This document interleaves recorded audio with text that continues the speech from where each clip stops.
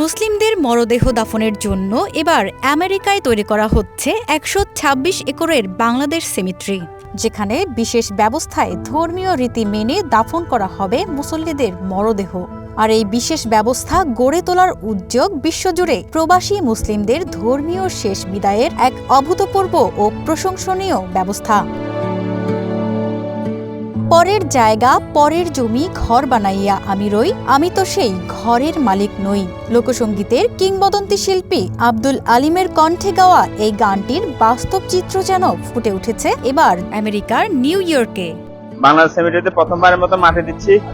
যে মাটি দেওয়ার জন্য আমাদের যে প্রসেস, আমরা যে আগে যেভাবে বলছিলাম, এই প্রসেসটা সম্পূর্ণ ওয়াশিংটন মেমোরিয়ালে আমাদের মুসলিমদের জন্য যে প্রসেসটা ব্যবহার করা হয় এটা কমপ্লিটলি সেইভাবে ফলো করা হয়েছে। পৃথিবী থেকে মানুষের শেষ বিদায়টা নিশ্চিত হলেও শেষ ঠিকানাটা ঠিক কোথায় হবে তা সবারই অজানা। আর তাই অরেঞ্জ কাউন্টির স্কচ টাউনে ধর্মীয় রীতি মেনে এই সেমিট্রি গড়ে তুলেছে দি গ্রেটার নোয়াখালী সোসাইটি ইউএসএ।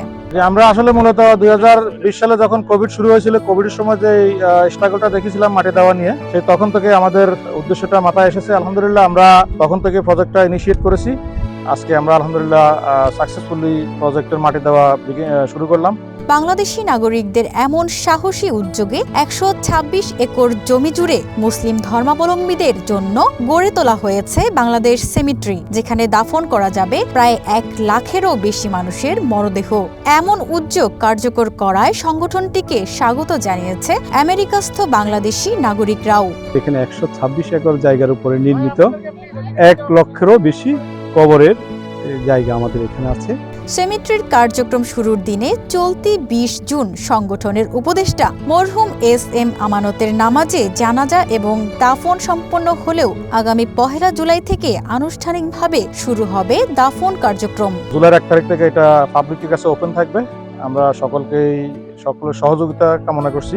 জানা যায় ২০২৪ সালের ১৬ ডিসেম্বর নগদ অর্থে জায়গা কেনা হলেও অবকাঠামো উন্নয়ন কাজ শুরু হয় ২০২৫ সালে। প্রথম কিস্তিতে ২০,০০০ কবরের জায়গা প্রস্তুত করা হয়, যা ৩০টি সামাজিক সংগঠন ও প্রতিষ্ঠানের কাছে বিক্রি সম্পন্ন হয়েছে। সারা বাংলাদেশের যারা এখানে আমেরিকায় বসবাস করতেছেন সবাই এটা জেনে উপকৃত হবেন। আগামী আগস্ট থেকে শুরু হবে দ্বিতীয় পর্যায়ে অন্তত ৪২,০০০ কবর তৈরির কাজ। সুন্দর ভবিষ্যতের আশা কিংবা বাণিজ্যিকভাবে অনেকেই স্বপ্নের দেশ আমেরিকায় পাড়ি জমালেও সেখানে কবরের জায়গা পাওয়া অত্যন্ত দুষ্কর। তাই একসঙ্গে এত মানুষের কবরের স্থান নির্ধারণ নিশ্চিত করায় প্রশংসায় ভাসছে দি গ্রেটার নোয়াখালী সোসাইটি ইউএসএ।